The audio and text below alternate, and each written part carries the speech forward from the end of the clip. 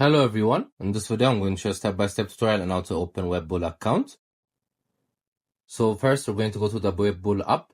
You guys can find it in the App Store or Play Store. Then I'm going to click on sign up. So you have two methods of signing in, either using your phone number. If not, you guys can click on switch to email. So now you're going to insert your email address.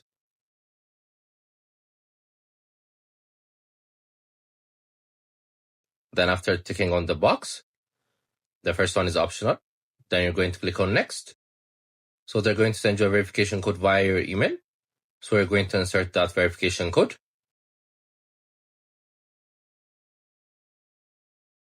So after that, you're going to insert your password, depending on the requirements there. Then once you're done, you're going to click on sign up. So as you can see, we've created our account. So this is how you do it. It's a very simple step. Make sure to also check our other videos. I hope you guys like this video. Subscribe for more, like for more, share for more. I hope to see you again. Goodbye.